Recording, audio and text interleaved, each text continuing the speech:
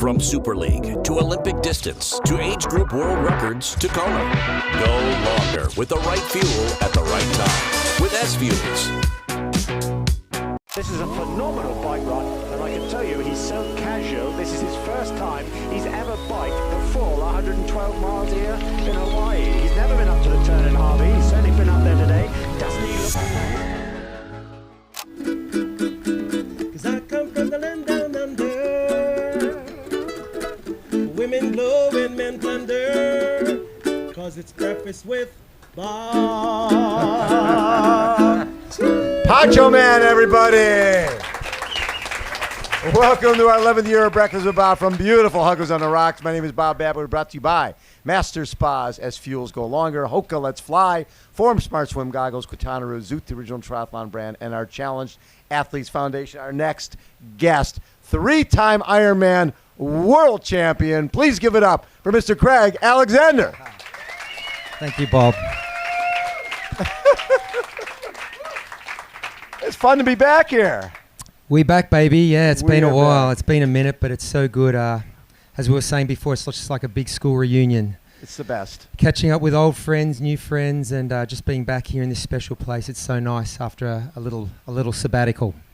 So you're one of those guys who, right away, this island was good to you, right? It just, you could handle the heat. First time out, get second, win it twice in a row. Then 2010 happens, and you end up, what, fourth? Something like that. We're still with a, like, 241. I think you still ran great. Yep. But you had to change, and that's the mark of a champion because you had a formula. You knew, stay with the guys on the bike, get off the bike. I'm the best runner in the heat in the field.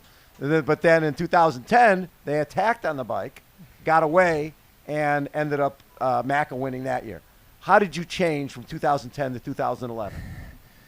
Well, in a lot of ways. And I mean, I think part of the reason the island was good to me was I came here, did a lot of training, worked out the things that I needed to do differently here to other races. Yeah. And then be disciplined about that in the race. You've got to give back a little. You've got to give some things up here during the race that normally you wouldn't in other races. And that can be hard to do. So, but yeah, 2010 happened, and I think it was good that it happened. It made me reevaluate things.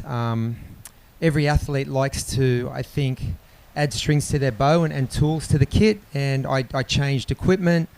I got in the wind tunnel for the first time, wore an aero helmet for the first time, got a nice race suit that was nice and fitted and not flapping around, and got in the gym. So I changed things physically as well with my training, got in the gym more. I was getting a bit older, and also came with a different mindset. I wasn't going to just swim close to the front. I used to try and swim in and around Andy Potts and be close to the front, mark a lot of the big contenders, and then wait for the marathon. In 2011, I thought, you know what, I'm going to wait for that first move, and then I'm going with it. And it was Chris Lieto. He made the move at the airport on the way out, and I just pinned the ears back and didn't look back. And of course, Marino Vanhoenacker came, and as did Luke McKenzie. And by the time we got to Harvey, I think we had 4 or 5 minutes on the front group. Yep. And didn't look back from there. So things happen for a reason. I think, you know, a sporting career is like, it's like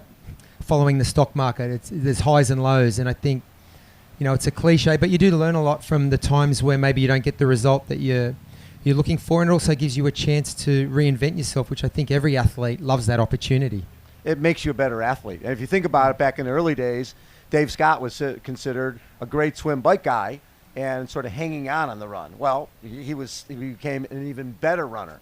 Paul Newby-Fraser, after she lost in 1995, came back, and rather than go off the front of the bike, she sort of sat in, and then she won the race on the run. Yep. As a champion, you always have to be reinventing. For sure, and it's nice, I think, to look back and think that you won the race a few different ways. Yes. You know, I mean, in the end, you're just happy to win at all, to be honest. But I think, you know, if you're a competitive person and, you don't want to be a one-trick pony, you want to be able to win it a few different ways. And, you know, throughout the history of our sport, the great champions, and those names you mentioned, who I looked up to all of them and learnt from all of them, they were able to do that. And, that's what you try and emulate when it's your turn.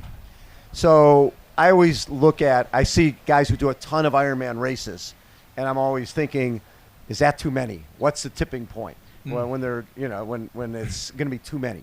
And I look at your 2011 year, you win 70.3 Worlds, world-class effort there. Follow that up a month later, world-class effort, winning, breaking the course record. And then the following March, we're talking we're talking Ironman in Melbourne. Yeah. Ironman Melbourne. The trophy's a Greg Welch trophy. Yeah. You normally wouldn't do another Ironman, but now you have to quote-unquote validate, and you have to do another Ironman. So if you can do one, you're going to do Melbourne, where it's the Greg Welch trophy and whole bit.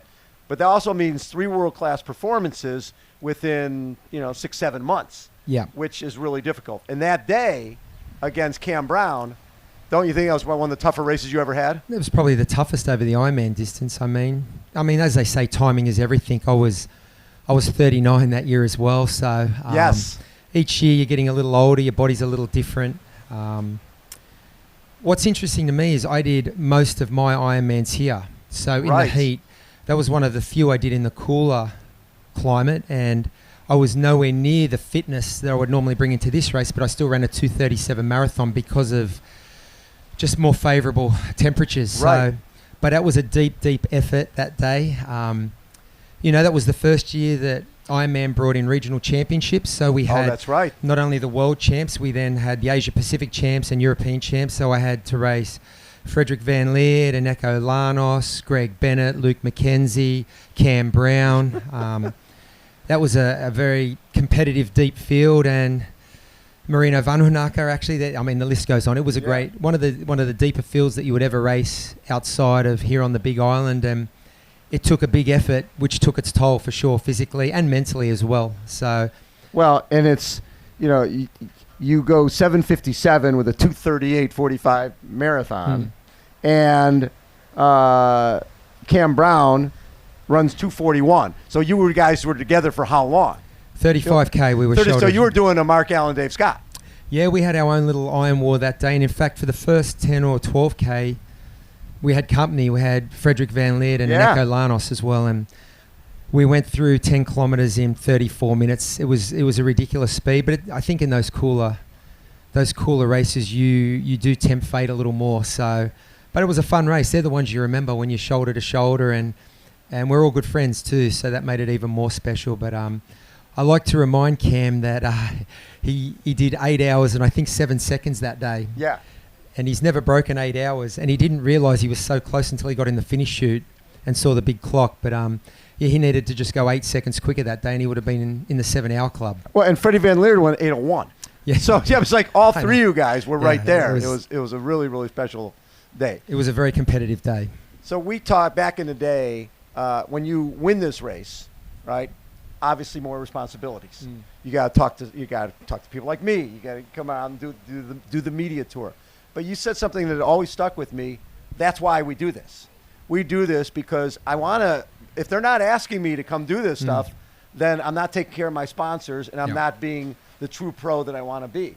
So, but coming here, you knew you had to plan that. Okay, I'm going to have a lot of appearances and other responsibilities besides just racing and training. Yeah, and mate, I love coming here talking to you, so that's fun for me. But yeah, I was lucky. I had a lot of great role models and mentors in this sport, and one of them was McKeely Jones. Yes.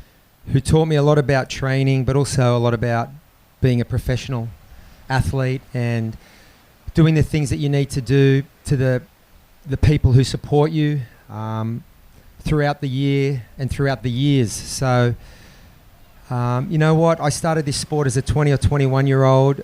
If you had have told me then at some point I would be a professional with companies wanting to work with me and pay me money to represent them, for me it was always, an honour and just a privilege to be here. And that's doesn't mean it doesn't get hard at different times. For sure it does. I mean, you just got to manage your time better, and you need good people around you. And I think the people who have sort of longevity and sustained success, like a Jan Frodeno or a Danny Reef or a Mark or a Dave, they do have good people around them who help them. Right.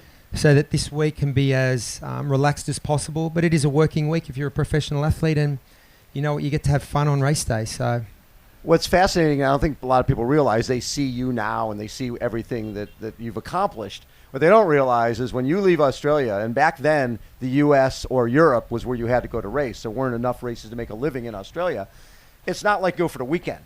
You basically had to commit and come to San Diego and live on an air mattress with Luke McKenzie in a little apartment, right? Yeah. No, I mean, and there's some of the fun, the fun memories that we talk about now when we get together to have a beer or a coffee. But I think the Australian athletes in a lot of sports, and same with the Kiwis, the athletes from New Zealand and also South Africa, you have to travel. It's like you're playing an away game every week. You're rarely racing at home, but that's one of the reasons Melbourne was such a big deal to me that year, because I was the reigning Ironman World Champ. I got to race at home. Yes.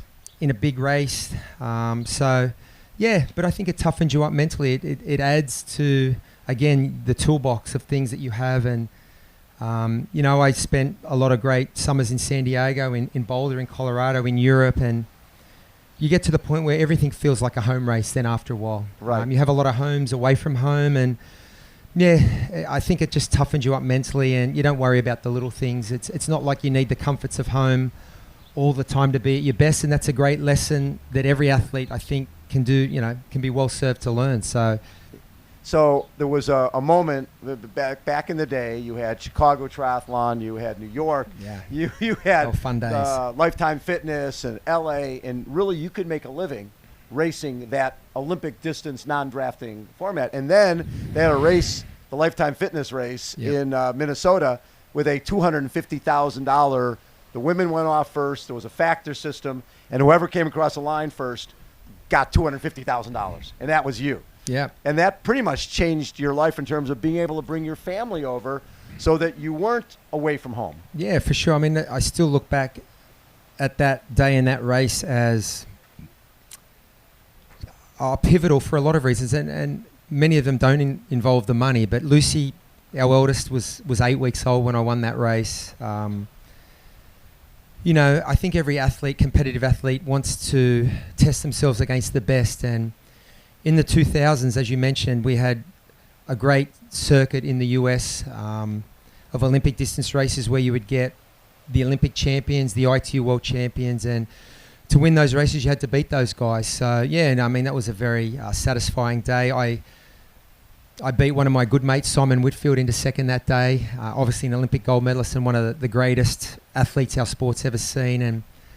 And the girls, I think we gave them like a 9-minute head start. Yes. And in 02, 03 and 04, the girls had won the race. Won it. Yes, Barbara Lindquist. Barbara Lindquist won it a couple of times. Loretta Harrop won it in 04. And I caught Emma Snowsall 7K into the run. And, of course, she's Jan Frodeno's better half. So, and I've known Emma. She's a good friend. So, it was just a very memorable day for my family for a lot of reasons. But, I loved racing in the US.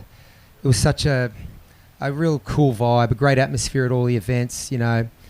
Races like Chicago, you have 10,000 age groupers there. It's just like a festival of our sport in great locations. So, I have so many fond memories of racing over in the US.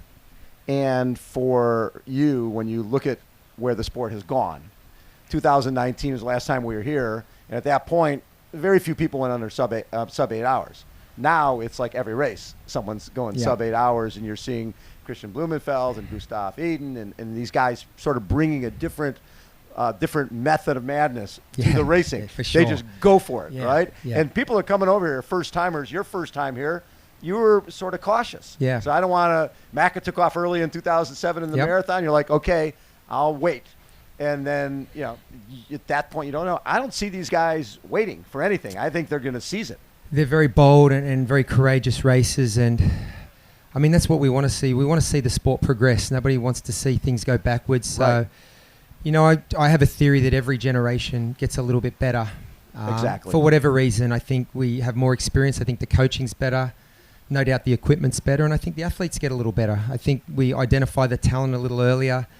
They develop them well, and we see world-class racing. So I think on the men's and women's sides, it's ultra competitive. We're in for a real treat later this week with the men's and women's races. So, but I'm loving the Norwegians. They bring, like you say, I guess you could call them crazy scientists, for want of a better expression, but they're very planned and organised, and I think Jan Frodeno was to some degree as well. I think he was really the first one to break new ground with just that professionalism around everything, every aspect of performance. And maybe the Norwegians, they have a better support system in place now, and they're taking it to a new level. But you know, I'm not going to forget Jan. I think he still would have been, I know we don't get to see him race, but I think he would have been right in this race up to his back teeth on Saturday. I mean, No question.